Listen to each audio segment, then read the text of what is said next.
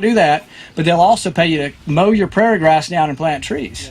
You know, that's the way government works. And government does nothing well, not because they're necessarily inherently stupid, although there may be a problem there too, but because they don't have the profit incentive. What makes the guy who distributes contact lenses is not brilliant either, but he has to compete on a day-to-day basis. That's why contact lenses work, but healthcare doesn't work. There is no price fluctuation in any doctor's fees in the country.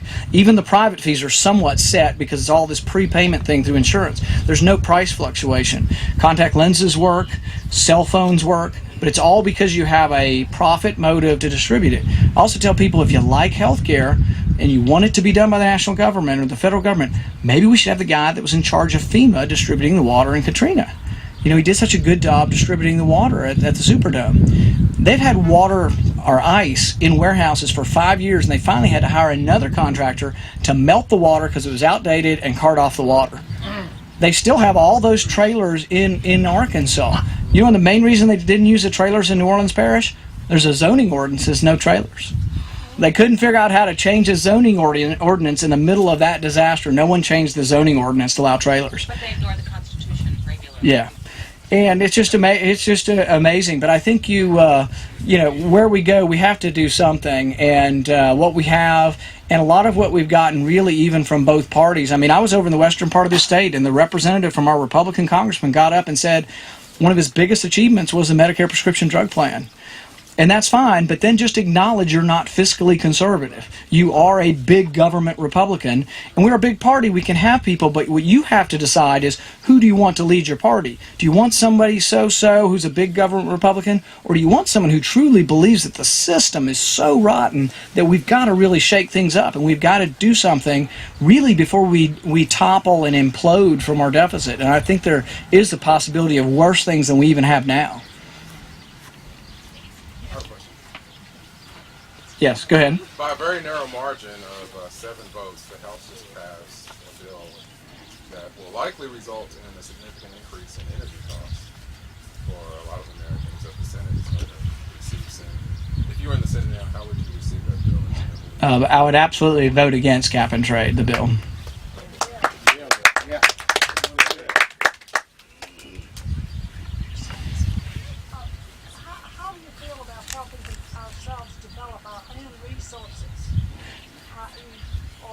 Yeah. I think what we need to do as Republicans is we need to be able to present our message that we are in favor of the environment. Look, we're out on beautiful property land, that we don't want oil to be dumped in the water. We want to maintain our environment. We also need not to be silly and say we're not going to drill for oil in Alaska, in a place where no humans probably ever even stood on some of the soil. But we shouldn't just say Exxon can go do it and let oil go all over the place and kill the caribou. Can you have both? Yeah, I think you can have both. I think you can protect the environment. You can even have offshore drilling. For the most part, offshore drilling is safe. So I'm all in favor of expanding that. I don't think it's the final answer.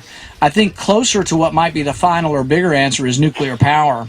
So we need to get obstacles out of the way of nuclear power. I would probably propose, rather than subsidizing insurance for nuclear power, that we pass at the federal level, and states that want nuclear power just pass an exemption to liability for them. And that way you don't have to provide insurance for them, but just pass exemption to liability. And I think that would help, because the nuclear power plants, people fear them as like being a nuclear bomb or something, and they have no correlation. But there's an irrational fear out there that keeps nuclear power. France has 80% of their power from nuclear. Windmills and sun and those things are good, but they're not, you know, they might provide the energy for a house here and a house there, but they will not provide the energy for New York City or Los Angeles. A nuclear reactor could provide the energy for New York City and for Los Angeles. And, you know, some of the breeder reactors can actually have the waste product for a year from a breeder reactor is like this big around, about 3 feet tall. And you can bury them safely in salt domes. They bury a lot in New Mexico now. But we need to not have irrational fears about things. But from a Republican point of view, we haven't done a good enough enough job in presenting that we like the environment. So, for example, while I'm very pro the coal industry and don't want any regulations to get in the way of coal developing in this country or in Kentucky, I don't think they should dump their sludge in the creek. But I don't think they're proposing that either. But there has to be some in between on these things to allow things to progress. And a lot of these things can be done locally. I think the local counties where they're doing the coal mining can decide what rules and regulations. They're the ones that have to live with the rivers in their communities. So it's always better to have the regulations, I think, more close local than in Washington. But we have to do something, and I think it's a way of becoming independent as nuclear power is the best chance for it. Do you think property rights are a good way to take care of the environmental concerns locally? Property rights, definitely. And I think the thing is, and that's another thing we can say as Republicans, is that we don't believe you can pollute. So I don't think they can put a factory over there, and we're not going to give them a permit to pollute. There are certain property rights. If it damages your property here, you should get an immediate injunction. So we can be in favor of the environment and still be Republicans. But we have to figure out how to present that. I don't think it's done through excessive regulation in Washington. I think it's done through property rights and through defense of property rights. And locally. I mean, Georgetown might decide that the Toyota plant puts out 1 part per billion. Is that pollution, or is 5 parts per billion? So a community has local standards. Courts and common law can decide what is acceptable, but there probably is acceptable. I live near all the chemical industry in Texas, and we live with it, and we wouldn't put it out of business. So there is a trade-off on things, and you define and decide what is pollution and what's too much and what's too little. I have time for one more, and then I've got to run. Acorn. I can't think of anything good to say about them. Yeah. No, I think groups that get federal money shouldn't be involved in the process like that, and any federal money that goes to these groups should stop. I think any group that gets federal money shouldn't be lobbying and working in politics. In fact, I think one thing that we could do, and one idea, we get back to this gentleman asked about new ideas that are different than others.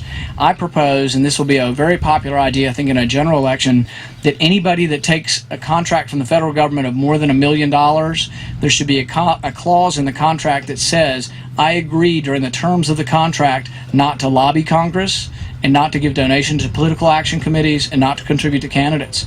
And that way it's a freedom, it's a voluntary exchange. Right now we have McCain-Feingold, which is an awful trampling of the First Amendment. I have a taxpayer group, and it's illegal for me within 60 days of the election to say anything about a candidate. If your congressman here in town voted for gun control or voted to raise taxes and my group wanted to say something about him, it's illegal for me to put an ad in the newspaper or on TV. So McCain-Feingold was a huge mistake, but there's a way of getting to the same result if we kind of do agree that money is corrupting and polluting the system, and that special interests are formulating not only our domestic policy but even our foreign policy sometimes. I mean, if Halliburton gets $1 billion contract and immediately they turn around and hire a lobbyist for $1 million to lobby for more money, there's a problem if the big, huge international corporations are driving the disbursement of funds. So I think we have to do something about that. But I think we could, through a voluntary contractual way, when you sign up for your federal contract, you have to agree not to lobby Congress. And I think you could get that to work. Thank you very much for having me. Thank you.